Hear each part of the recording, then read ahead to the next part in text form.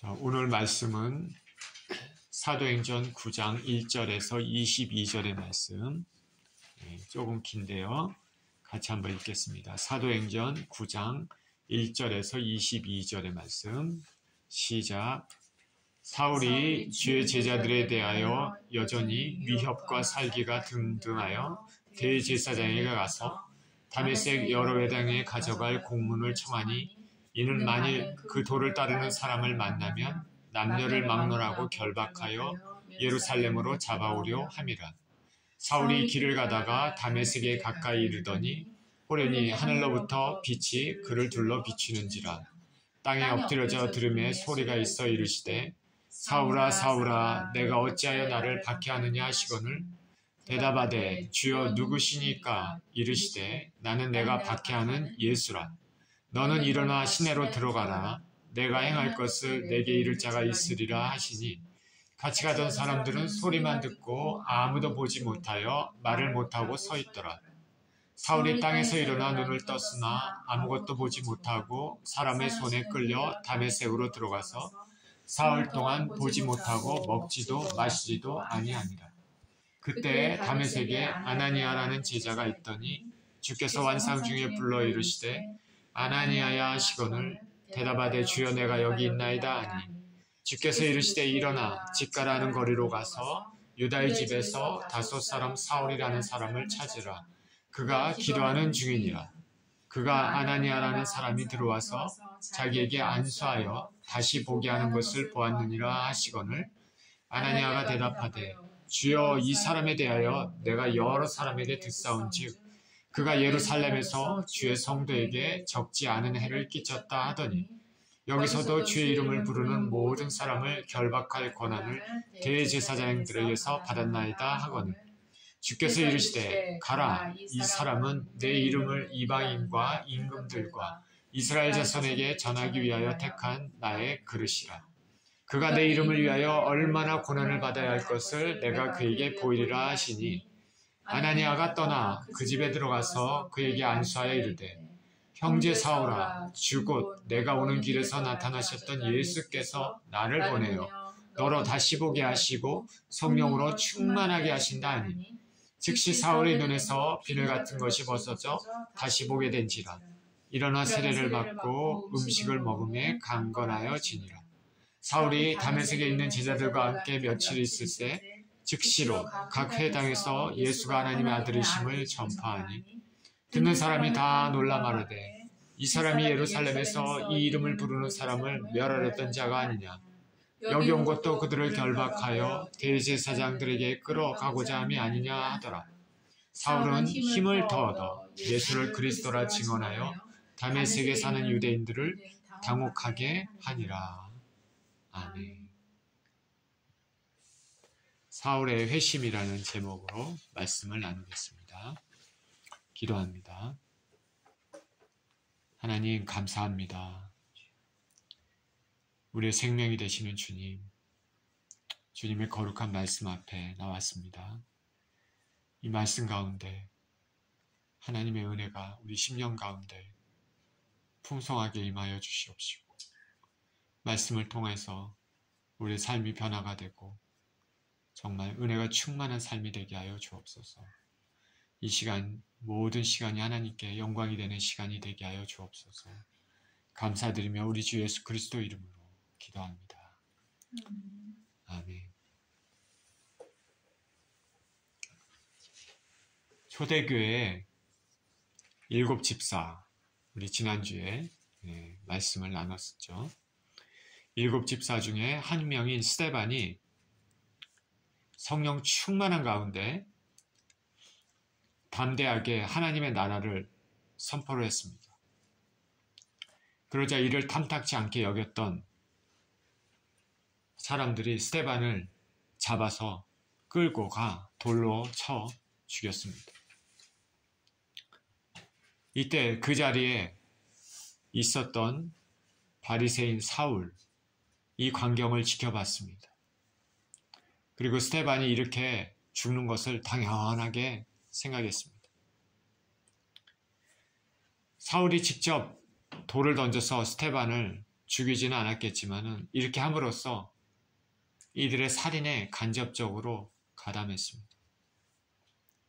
이렇게 스데반이 죽고 난 이후에 본격적으로 박해가 시작이 돼서 예루살렘에는 큰 박해가 이제 시작이 되었습니다. 그래서 예수님 제자들은 유대와 사마리아 각처로 다 흩어졌습니다. 예루살렘에는 그 사도들 외에는 남아있는 사람이 별로 없었다 이렇게 말을 합니다. 자, 이 사울은 율법에 아주 열심히 있는 사람이었습니다. 그는 바리새인들 중에 바리새인입니다. 이 사울은 갑자기 등장한 기독교, 예수 그리스도의 공동체에 대해서 반감을 가지고 있었습니다. 예수님을 믿는 열정적인 제자들을 자기네가 여태까지 수호했던 하나님을 믿었던 그 유대교, 그것을 위협하는 위험한 분열주의자로 그렇게 보았습니다. 그래서 그는 스데반이 죽는 것을 당연하게 여겼습니다. 그런데 그는 열심히 있는 사람입니다. 스데반이 죽은 것으로 만족하지 않았습니다.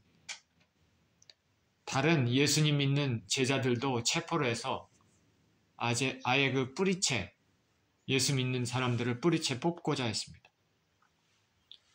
그 1절에 이렇게 얘기합니다. 사울이 주의 제자들에 대하여 여전히 위협과 살기가 등등하여 대제사장에게 가서 다메섹 여러 회당에 가져갈 공문을 청하니 이는 만일 그 도를 따르는 사람을 만나면 남녀를 막론하고 결박하여 예루살렘으로 잡아오려 함이라.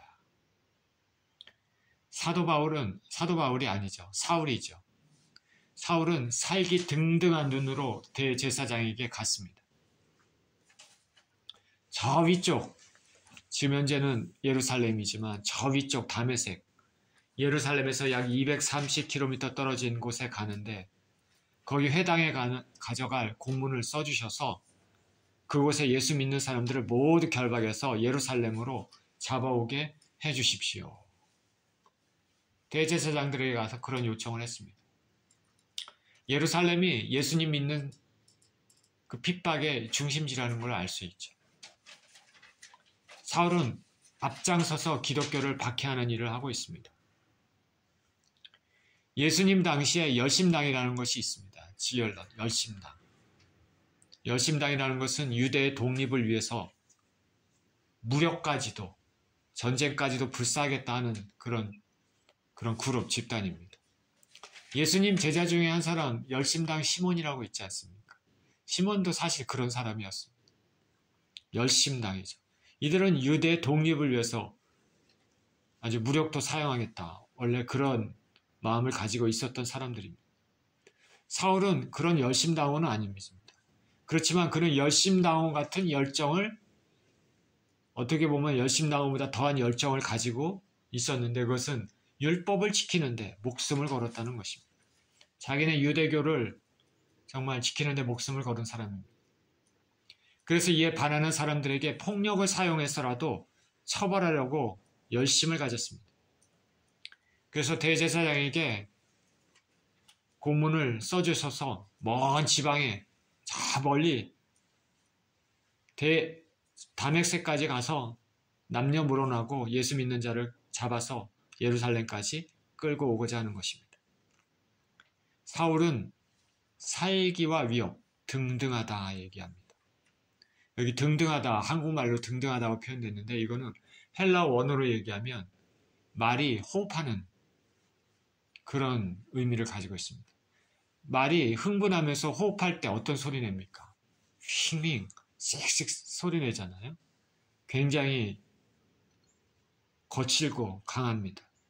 사울이 그렇게 말이 그렇게 흥분해서 호흡하는 것처럼 그렇게 혈기가 아주 그 위협이 살기가 등등했다는 것이죠. 얼마나 잔인하고 능동적으로 사람들을 박해하려고 했는지 알 수 있습니다.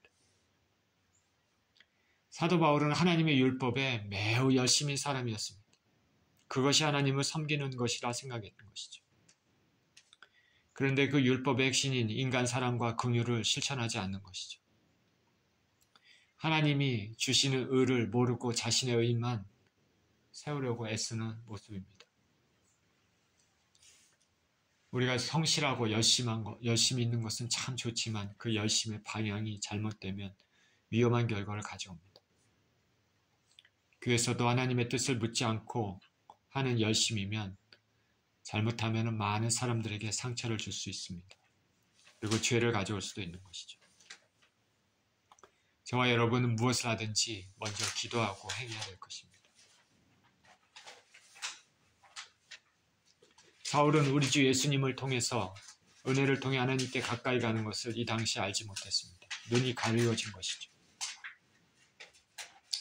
저와 여러분이 눈이 띄어져야 됩니다. 우리 주 예수님을 바라보지 못한 사울은 영적 맹인입니다. 열심을 가지고 있지만 하나님과는 상관없는 열심입니다. 하나님과 상관없는 열심은 실패로 끝나고 모든 노력과 시간, 물질들을 결국에는 다 허비할 수 있는 것입니다. 신앙도 열심히 있어야 되지만은 먼저 하나님과의 인격적인 만남을 통한 열심이 있어야 됩니다. 날마다 기도를 통해서 주님을 만나는 일에 게을리지 말아야 할 것입니다.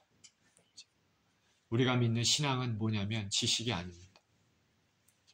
성경 지식을 많이 하는 것 도움이 되지만은 사실은 그 지식이 아니라 우리의 신앙은 하나님과의 관계에 있습니다. 관계에 있습니다. 하나님이 어떤 분이신 것을 알고 그 하나님과 친근한 관계, 기도를 통해서, 말씀을 통해서 그 심령이 변화되고 하나님을 온전히 믿고 또 순종하는 그런 관계가 우리의 신앙입니다. 3절입니다. 사울이 길을 가다가 다메섹에 가까이 이르더니 호련히 하늘로부터 빛이 그를 둘러 비추는지라. 땅에 엎드러져 들으며 소리가 있어 이르시되 사울아 사울아 내가 어찌하여 나를 박해하느냐 하시거늘 대답하되 주여 누구시니까 이르시되 나는 내가 박해하는 예수라. 너는 일어나 시내로 들어가라. 내가 행할 길을 내게 이를 자가 있으리라 하시니. 예루살렘에서 다메섹까지는 먼 길이죠. 약 아까 230km 떨어졌다고 얘기했습니다. 사울을 중심으로 사람들이 함께 다메섹으로 가는 길에 있었습니다. 다메섹에 가까이 왔는데 갑자기 하늘로부터 빛이 사울을 둘러 비춥니다. 갑작스러운 초자연적인 일에 사울은 땅에 엎드려졌습니다. 본문에는 말을 하고 있지 않지만 말을 타고 갔는지 우리는 모르죠. 말을 타고 갔다면 말에서 떨어지다시피 땅 위에 엎드려졌을 것입니다. 강력한 임재를 만나면 하나님의 임재를 만나면 이렇게 다 엎드려집니다. 겟세마네에서 예수님을 체포하러 온 사람들이 있었습니다. 예수님을 찾는다. 예수님이 내가 그다. 내가 그니라. I am. 그럴 때 이들은 갑작스럽게 뒤로 물러가서 땅에 엎드러졌습니다. 하나님의 임재 앞에는 이렇게 되는 것이죠. 자신의 의지가 아니라 하나님 앞에 선 자의 무력함입니다. 땅에 엎드러진 사울에게 소리가 들립니다. 사울아 사울아 내가 어찌하여 나를 박해하느냐. 사울아 사울아 이름을 2번 불렀죠. 애정어린 목소리입니다. 어찌하여 나를 박해하느냐. 예수께서 이 말씀을 하시는 것은 사울을 심판하지 않으시고 기회를 주시려고 하는 것이죠. 하나님은 하나님 백성들이 고통받는 것을 원하지 않으시고 박해를 가하는 자들을 결코 묵과하지 않으십니다. 하나님은 저와 여러분들을 분명히 사랑하십니다. 예수께서는 사울을 심판하실 수 있으셨지만 그러지 않았습니다. 오히려 사울에게 기회를 주셨습니다. 말씀하십니다. 내가 어찌하여 나를 박해하느냐. 예수님께서 사울에게 이런 기회를 주신 것은 사울이 교회를 박해하는 그것은 하나님을 잘 모르고 한 것을 주님이 알고 계셨기 때문에 그렇습니다. 나쁜 의도로 처음부터 나쁜 계획을 가지고 박해하는 거하고 그렇게 박해하는 것이 하나님을 섬긴다는 그런 뜻으로 잘 모르고 하는 거하고는 틀리죠. 사울은 그렇게 하는 것이 하나님을 높이고 하나님께 영광 돌리는 것이라고 생각하면서 그 열심으로 한 것입니다. 잘 몰랐죠. 모르고 한 것을 예수께서는 알았습니다. 그래서 주님께서 사울을 만나주시는 것이죠. 디모데전서 1장 13절에서 이렇게 얘기합니다. 내가 전에는 비방자요 박해자요 폭행자이었으나 도리어 긍휼을 입은 것은 내가 믿지 아니할 때 알지 못하고 행하였습니다. 자신이 얘기를 하죠. 내가 믿지 아니할 때 예수님 만나기 전에 했던 것들은 내가 몰랐다. 알지 못하고 행했다. 알지 못하고 해도 죄는 죄입니다. 그렇죠? 알지 못하고 해도 죄는 죄인데 죄 중하고 가벼운 것은 차이가 있죠. 그래도 죄지만은 예수님께서는 사울을 심판하지 아니하시고 받아주셨습니다. 예수님의 사랑이십니다. 저와 여러분도 자격 없는 사람이지만 예수님께서 받아주셔서 구원의 길로 걸어가게 되지 않았습니까? 제가 예수님 믿기 전에 저도 입에서 예수님에 대해서 하나님에 대해서 온전치 못한 말을 했던 것을 기억이 납니다. 기억이 있습니다. 그럼에도 지금 이 자리에 서게 된 것은 다 하나님의 은혜입니다. 전적으로 우리는 하나님의 은혜이고 하나님의 사랑이라는 것을 잊지 말아야 됩니다. 사울은 이 음성을 듣고 이게 평범한 음성이 아님을 알았습니다. 그가 대답합니다. 주여 누구시오니까? 예수님께서 말씀하십니다. 나는 내가 박해하는 예수라. 자, 이 순간은 절대자를 만나는 하나님을 만나는 순간입니다. 바울이 그 어렸을 때부터 율법을 열심히 배우고 율법을 수호하기 위해서 인생의 모든 것을 바쳤던 그 대상, 그 하나님,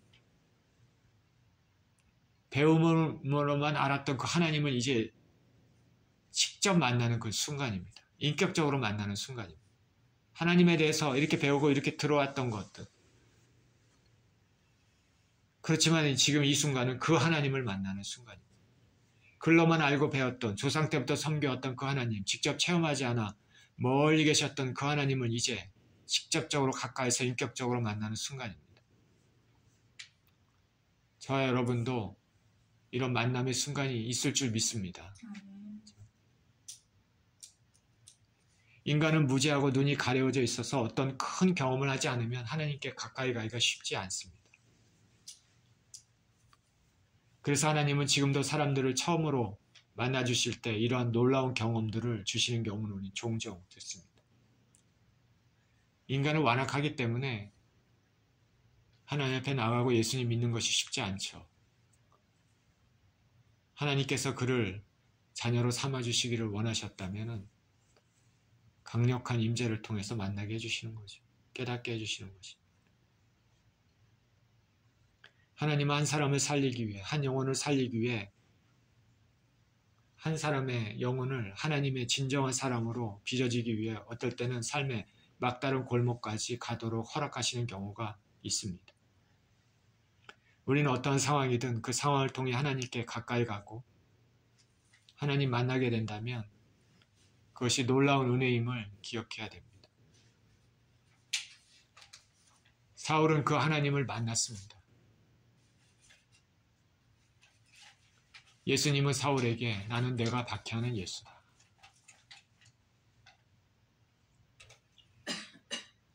자, 예수님의 이 말씀에서 무엇을 알 수 있습니까? 사도 바울이 박해하는 것은 예수님을 믿는 자들을 박해하는 거죠. 근데 예수님은 나는 내가 박해하는 예수라 이렇게 말씀하십니다. 그러니까 예수님을 박해하는 것과 예수님을 믿는 자들을 박해하는 것을 동일하게 예수님은 말씀하신다는 것이죠. 예수 이름으로 행하는 올바른 것들을 미워하는 사람을, 그런 것들에 대해서 우리가 행함으로 우리를 미워하는 사람이 있다면 예수님을 미워하는 것과 똑같습니다. 예수님 말씀하십니다. 너는 일어나 시내로 들어가라. 내가 내게 행할 것을 내게 이를 자가 있느니라. 이제 바울에게 믿음이 무엇인지 말하게 해줄 사람을 만나게 해줍니다. 자, 사울의 의지하고는 전혀 상관없이 이미 예수님은 사울을 자신의 제자로 지명하여서 선택하셨습니다.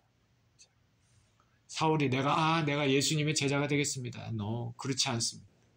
사울이 그렇게 하지 않고 예수님께서 일방적으로 선택하신 것입니다.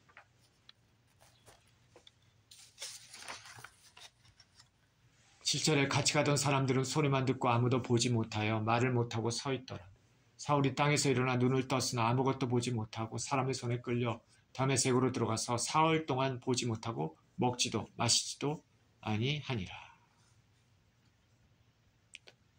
예수님과 사울의 대화가 있었던 가운데 사울과 같이 갔던 사람들은 소리는 들렸습니다. 그런데 아무것도 보지 못했습니다. 어안이 벙벙해서 말도 못하고 가만히 서 있습니다. 강력한 하나님의 임재 앞에 있을 수 있는 반응이죠. 구약에도 이런 비슷한 경우가 있습니다. 구약의 선지자 다니엘입니다. 다니엘이 바사의 hit대갈 강가에 있었습니다. 거기서 어떤 신적인 존재를 만났습니다. 많은 신학자들은 그것을 예수님이라고 말합니다. 신적인 존재, 예수님을 만났을 때도 다니엘 혼자만 예수님과 대면했습니다. 주위에 같이 있었던 사람들은 크게 떨면서 모두 도망해서 숨었다 말합니다. 다니엘은 이 신적인 존재를 만난 후에 온몸에 힘이 다 빠졌습니다. 자기 자신이 말하기를 자기 몸이 썩은 것 같다 말했습니다. 그리고 그 위험 때문에 깊이 잠이 들었습니다. 이에 주님께서 다니엘에게 힘을 주셔서 그의 원기가 회복되었습니다. 여기 사울이 예수님 만나게 된 것은 다메섹으로 가는 길이었습니다. 눈을 떴는데 예수님을 만나 눈을 떴는데 아무것도 보지 못했습니다. 예수님의 강력한 빛의 임재 때 눈이 멀었습니다. 눈이 멀었으니까 사울과 같이 간 사람들이 사울을 데리고 이렇게 아무것도 보지 못하니까 다메섹으로 데리고 들어갔습니다. 직가라는 곳에 유다의 집에다가 사울을 데려다 놨습니다. 사울은 3일 동안 보지도 못하고 먹지도 마시지도 않았습니다. 보지 못했습니다. 근데 먹지도 마시지도 않았다. 이 말은 뭡니까? 사울이 분명히 기도하고 있었다라는 말입니다. 예수님을 만난 충격이 너무 컸습니다. 육체적인 충격보다는 영적인 충격입니다. 자, 잘 생각해 보십시오. 사도 바울은 지금까지 자기가 믿고 있었던 그 신앙이 근본적으로 지금 흔들리고 있습니다. 자기가 지금까지 배웠고 자랑스럽게 고수했던 사상, 체계, 그 유대계 체계, 그것과 다메섹 도상에서 만난 그 예수님의 음성, 서로 연관을 지으면서 깊은 고뇌, 머리가 아주 복잡해졌을 것입니다. 사흘 동안 요나가 물고기 뱃속에서 기도했던 것이 생각이 나는 시간입니다. 이 시간은 바울이나 요나에게나 신앙의 깊이가 더 깊어지는 시간입니다.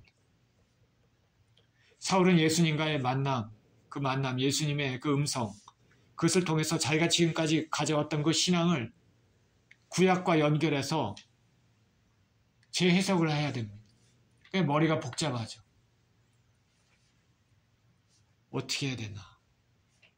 깊은 묵상과 깊은 시간이 있었고 그 다음에 깊은 기도를 드렸을 것입니다. 사울에게는 하나님을 섬기는 것이 자기 생명과 같습니다. 그렇죠? 그렇기 때문에 그 3일 동안의 시간이 굉장히 중요하죠. 눈도 보이지 않지만 눈 보이지 않는 게 그것도 중요하겠지만 자기 자신의 신앙 자체를 지금 근본적으로 이렇게 다시 새롭게 이렇게 세워야 되는 시간입니다. 인생의 전환점입니다. 삶의 방향을 완전히 전환되는 시점입니다. 가치관이 바뀌는 시점이죠. 깊은 묵상의 시간, 눈이 감겨진 채 눈을 볼 수 없는 상황에서 3일 동안 기도를 하는 시간입니다. 10절입니다. 그때 다메섹에 아나니아라는 제자가 있더니 주께서 환상 중에 불러 이르시되 아나니아야 하시거늘 대답하되 주여 내가 여기 있나이다 하니 주께서 이르시되 일어나 직가라는 거리로 가서 유다의 집에서 다섯 사람 사울이라는 사람을 찾으라. 그가 기도하는 중이니라. 그가 아나니아라는 사람이 들어와서 자기에게 안수하여 다시 보게 하는 것을 보았느니라 하시거늘. 그때 아나니아라는 사람이 예수님 믿는 사람이 다메섹에 있었습니다.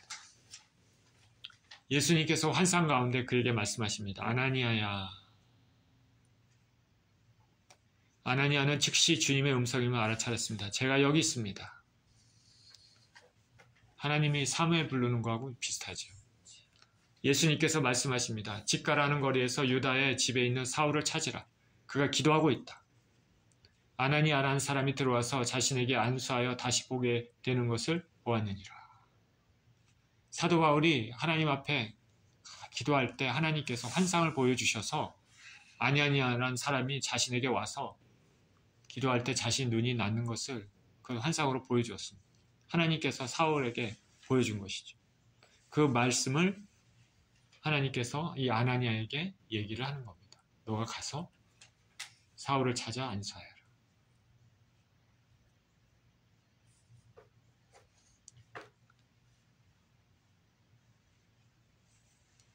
사울은 눈이 먼 상태에서 기도하고 있죠. 절박한 기도를 하고 있었을 때 예수님께서는 그 기도를 들으시고 두 번째로 환상을 사울에게 보여주셔서 그 기도에 응답하십니다. 그렇죠? 하나님은 상황을 조율하시고 우리 인생에 여러 가지 복잡한 이런 상황들을 하나님은 조율하셔서 하나님의 뜻을 이루십니다. 사울과 아나니아가 모두 주님을 개인적으로 환상 중에 만났습니다.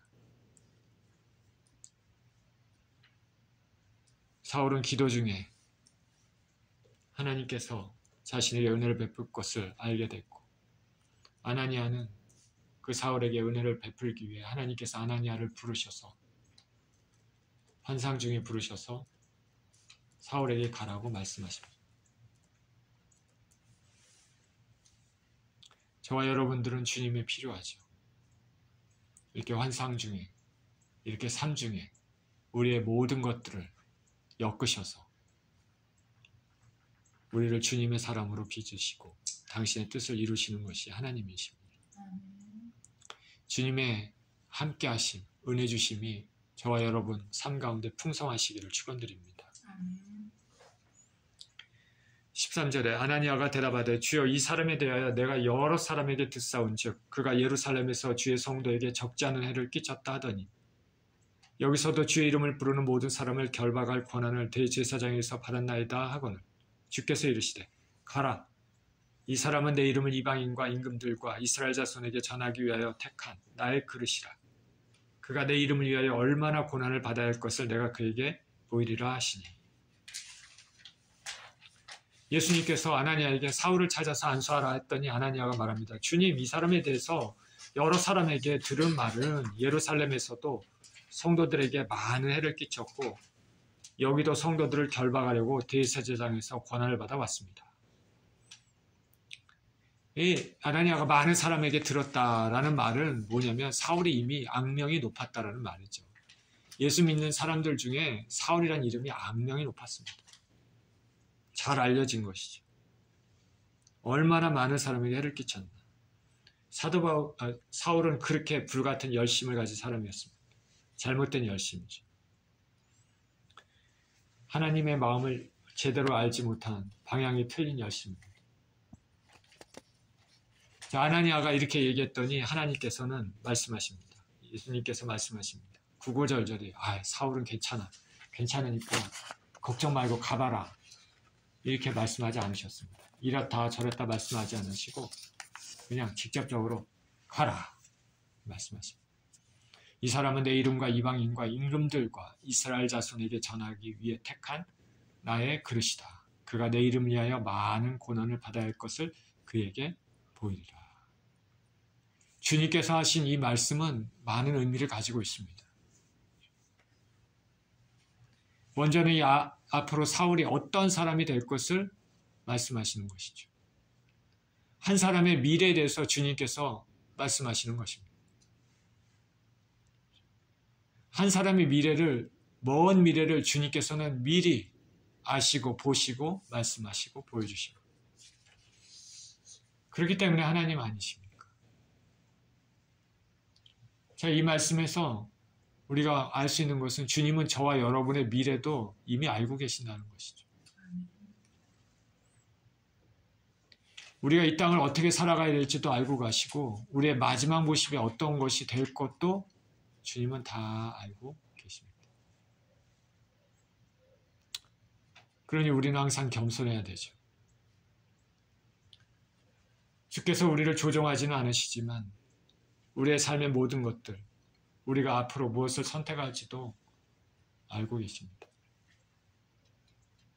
부디 저와 여러분이 이 땅에서 잘 살아내셔서 영원의 삶이 우리 주님의 나라에서 복락을 누리는 삶이 되시기를 축원드립니다. 예수님은 사울을 택하셨습니다. 일방적으로. 그래서 유대인들뿐 아니라 이방인들에게 복음을 전하는 일을 맡기셨습니다.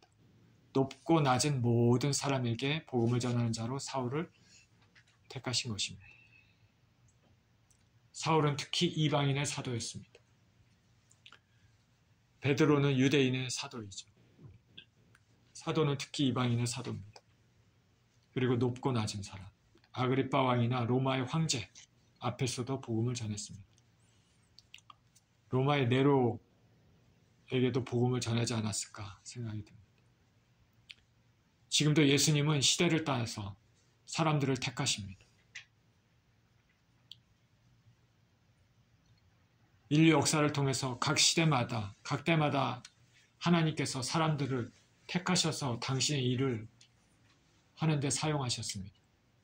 지금도 마찬가지입니다. 지금도 주님의 뜻을 이루시기 위해서 사람들을 택하십니다. 사람들을 뽑으시죠. 그래서 당신의 일을 맡깁니다. 세상이 아무리 악해도 당신의 백성들을 택하셔서 당신의 뜻을, 섭리를 이루십니다. 하나님은 계획하시는 하나님이시고 이루시는 하나님입니다. 사울은 특별히 하나님의 택하심을 받았습니다. 그러나 그 택하심에는 많은 고난이 함께합니다. 그가 내 이름을 위하여 얼마나 고난을 받아야 할 것을 그에게 보이리라. 사울은 후에 변화된 바울은 그 생애 동안에 많은 수고를 하고 많은 고난을 받았습니다. 스스로 말하기를 내가 다른 모든 사람보다 수고했다라고 말했습니다. 겸손한 바울이 그런 얘기를 한 것은 얼마나 예수님을 위해서 많은 고난을 받았는지 알 수 있습니다.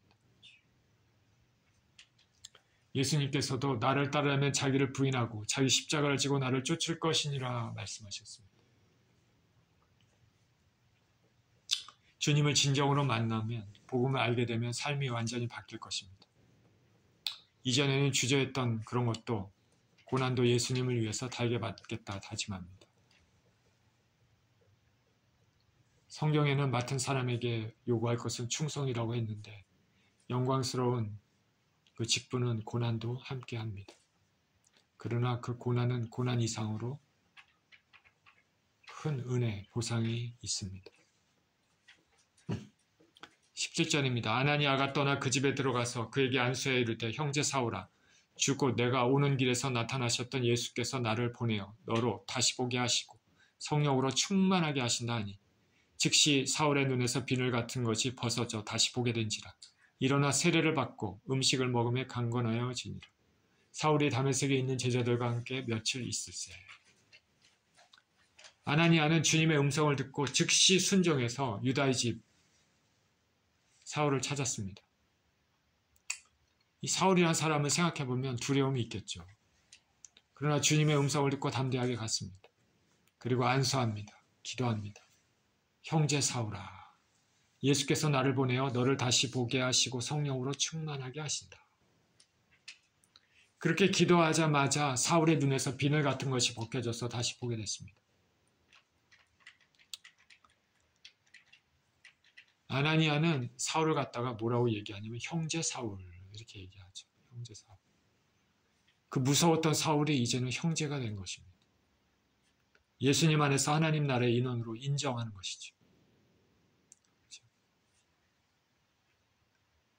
사울이 우리가 아는 오늘날의 그 바울이 되기 위해서 도움을 줬던 사람이 두 사람이 있습니다. 크게 도움을 줬던 두 사람을 꼽는다면 한 사람은 바로 이 아나니아고, 그죠? 또 한 사람은 바나바입니다. 사울이 아주 그 무서운 사람이고 극악무도한 사람이고 예수님을 핍박했던 사람이기 때문에 기독교 공동체에서는 사울을 만나는 걸 꺼려하고 사울이 회심했다고 해도 긴가민가했습니다. 속여갖고 완전히 우리를 다 뿌리채 뽑고 죽이는 거 아닌가, 그죠? 그런 사울이 진정으로 변화됐다는 것을 우리가 알 수 있는 것, 방법이 뭐가 있겠습니까? 기독교 공동체 내에서 정말 인정받고 존경받는 사람, 여기 아나니아, 그리고 바나바, 이런 사람들이 사울을 데리고 공동체에 소개를 하는 것이죠. 이게 다 하나님의 뜻과 계획입니다. 도와줍니다.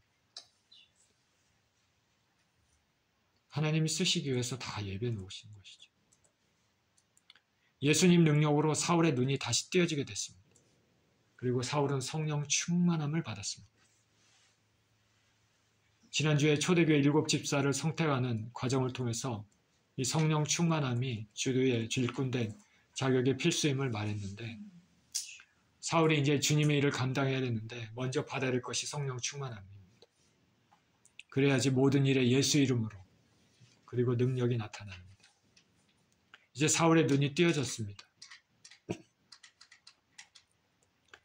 영적으로 가려졌던 눈, 율법으로 열심을 이루려 의를 이루었던 했던 그 눈, 그러나 실상은 그것이 불가능함을 알지 못했던 그런 눈, 이제 그 눈이 띄어졌습니다.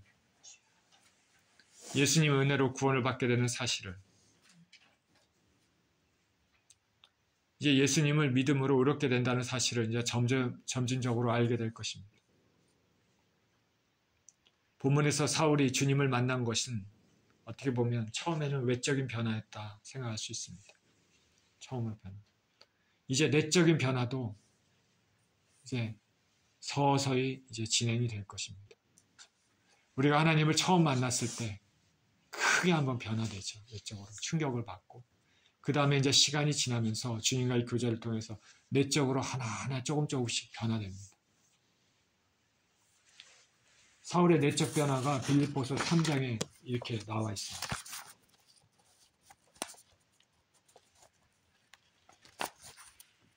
나는 8일 만에 할례를 받고 이스라엘 족속이여 베냐민 지파여 히브리인 중에 히브리인이요 율법으로는 바리새인이요 열심으로는 교회를 박해하고 율법의 의로는 흠이 없는 자라. 그러나, 여기 변화된 사울의 말입니다. 그러나 무엇이든지 내게 유익하던 것을 내가 그리스도를 위하여 다 해로 여길 뿐더러 또한 모든 것을 해로 여김은 내 주 그리스도 예수로 아는 지식이 가장 고상하기 때문이라. 내가 그를 위하여 모든 것을 잃어버리고 배설물로 여김은 그리스도를 얻고 그 안에서 발견되려 함이니 내가 가진 은혜 율법에서 난 것이 아니요 오직 그리스도를 믿음으로 말미암은 것이니 그 믿음으로 하나님께로부터 난 의라. 확 바뀐 거죠. 내면적으로 확 바뀐 거죠. 모든 것을 해로 여겼다. 지금까지 자기가 가졌던 유대교에서 배웠던 모든 율법 이런 것들, 그거 모든 것보다 바로 그 말씀, 그 성경 말씀이 가리키고 있는 핵심, 우리 주 예수 그리스도, 그 예수 그리스도를 얻는 것이 가장 고상하다는 것을 깨닫고 알았습니다. 그래서 다른 것들은 배설물같이 여겼다. 그래서 자신은 그리스도 안에서 예수님 안에서 발견되려 한다라고 말합니다. 자, 사울은 이렇게 삶이 확 변화되고, 그런데 우리가 세상에 살 때 영적인 눈이 가려져 있으면 이 세상이 전부인 것처럼 삽니다. 영생을 알지 못하고 이 땅을 삽니다. 오늘날 사람들이 자살하는 이유, 다 이유가 있죠. 그런데 영원한 삶이 있다는 것을 모르기 때문에 그런 것이죠. 세상을 마치면 모든 것이 끝난다고 생각하기 때문이지만 실상은 그렇지 않다. 인생은 한번 태어나면 영원 불멸이다. 영원토록 사는 것이죠.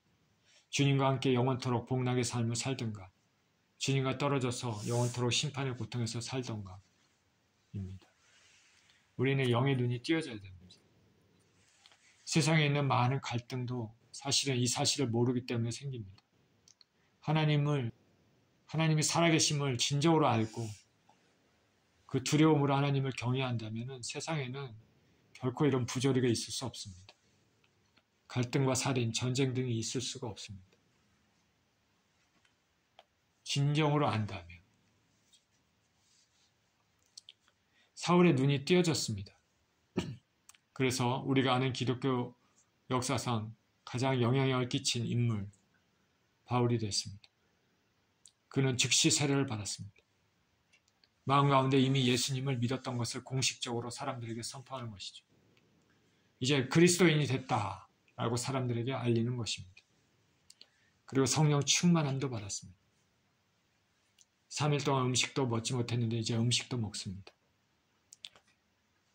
자, 음식을 먹었다라는 것은 금식을 끝냈다라는 그런 의미도 있겠지만은 자신의 내적 갈등, 고난도 이제는 다 끝났다라는 것을 의미하죠. 이제 몸의 기운도 회복됐습니다. 예수님을 믿는 다른 제자들과 함께 며칠을 머물렀습니다. 예수님을 믿는 다른 제자들과 함께 며칠을 머물렀다는 것은 이제 예수님 믿는 공동체에서도 인정받았음을 보여줍니다. 자, 이들과 같이 있으면서 이런저런 대화도 나눴겠죠. 사도 바울은 예수님이 공생의 기간 중에 예수님을 직접 보고 같이 있고 그러지 않았기 때문에 예수님에 대해서 정확하게 잘 모르죠. 그래서 이들과 대화를 하면서 이런저런 예수님에 대해서 또 대화를 통해서 배우게 되었을 것입니다. 20절입니다. 즉시로 각 회당에서 예수가 하나님의 아들이심을 전파하니 듣는 사람이 다 놀라 말하되 이 사람이 예루살렘에서 이 이름을 부르는 사람을 멸하던 자가 아니냐. 여기 온 것도 그들을 결박하여 대제사장들이 끌어가고자 함이 아니냐 하더라. 사울은 힘을 더 얻어 예수를 그리스도라 증언하여 다메섹에 사는 유대인들을 당혹하게 하니라. 이제 이렇게 예수님이 누구신지 잘 알았으니 그는 가만히 있을 수 없었습니다. 행동이 180도 바뀝니다. 즉시로 각 회당에서 예수님이 하나님의 아들이시다 전파합니다. 바울이 이 전파하는 것은 이론적으로 들어서 배워서 전파하는 것이 아니라 직접 그 하나님 아들 예수님을 만나서 경험을 바탕으로 전파합니다. 다메섹에 올 때는 각 회당에서 예수님 믿는 자들을 체포 압송하려고 왔는데 이제는 그 회당에서 오히려 예수님을 전파하기 시작합니다. 그러니 사람들은 이상하게 생각합니다. 듣는 사람이 다 놀랍니다. 이 사람은 예수 믿는 자들을 멸하려고 여기까지 온 사람 아닌가? 왜 저런 얘기를 하나? 근데 사울은 더 힘을 내서 더 강하게 말합니다. 예수는 우리가 그토록 열망했던 바로 그 그리스도 메시아입니다. 그러니 다메섹에 사는 유대인들이 당혹했습니다. 자신들이 사울로부터 기대했던 것과는 전혀 다른 말을 듣기 때문에 당황할 수밖에 없습니다. 사울은 예수님을 이렇게 확신 있게 다메섹에 있는 여러 회당에서 전했습니다. 큰 확신이 없으면 불가능한 일입니다. 여기 보면 힘을 더 얻어 말합니다. 이 말은 뭐냐면 사람들이 어떻게 반응하든 상관없이 개의치 않고 더 담대하게 예수님은 하나님의 아들이심을 전했다는 것을 알 수 있습니다. 한 사람의 완전한 회심이 삶의 방향을 완전히 바꿨습니다. 이제 사울은 예수님의 신실한 일꾼이 됐습니다. 성령 충만함으로 이제부터는 예수님을 증거하는 사람이 됐습니다. 진짜 예수님의 사람들은 이런 경험들이 있습니다. 저도 처음에 예수님 만났을 때, 하나님의 살아계심을 알았을 때 생각이 참 많았죠. 저는 그때 드는 생각은 영원전부터 계신 하나님은 지금도 계시다는 그 사실이 굉장히 좀 생소하고 낯설었습니다. 한국의 고조선 시대 때도 계셨던 그 하나님이 지금도 살아계셔서 계시는구나. 그리고 그 하나님은 전능하시고 모든 것을 아시기 때문에 내가 어디서 혼자 무엇을 하든지 다 보고 계시는구나. 그런 생각이 들었어요.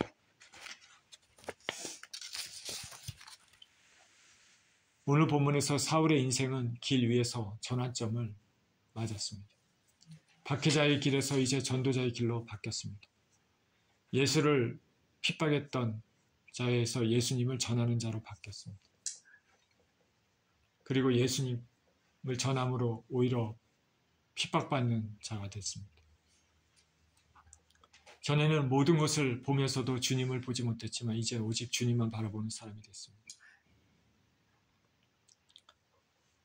인생의 놀라운 주님과의 만남을 통해서 비로소 진실을 깨달았습니다. 삶의 방향이 완전히 바뀌었습니다. 사도 바울의 만남은 우리에게 어떤 의미로 다가옵니까? 이전에는 나만을 위해서 살았던 인생이 주님을 위해 사는 인생으로 바뀌었는지 생각해 보십시오. 그리고 세상을 보는 관점, 나를 보는 관점, 삶의 관점이 바뀌었는지 생각해 보십시오. 우리 예수 그리스도를 믿는 사람이라면 영혼의 관점에서 모든 것을 바라봐야 할 것입니다. 하루하루 주님이 주신 환경과 뜻 안에서 순종하면서 10년 가운데 항상 예수님 모시고 사는 삶이 되었으면 좋겠습니다.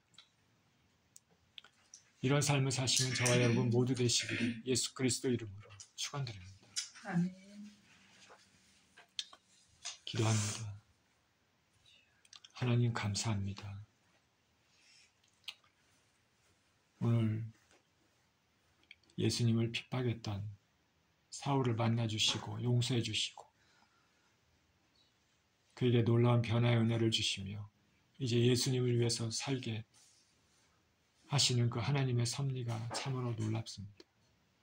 우리도 이전에는 하나님 모르고 살았던 인생들이었지만 하나님의 그 크신 은혜와 자비 가운데 우리에게 믿음을 주시고 예수 그리스도를 통해서 죄사함의 은혜를 허락하시고 영원한 삶을 살 수 있는 길을 걸어가게 해주신 것은 전적으로 주님의 은혜입니다.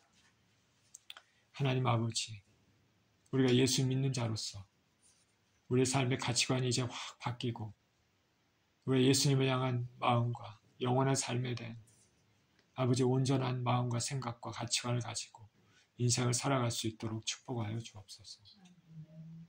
감사드리며 우리 주 예수 그리스도 이름으로 기도합니다.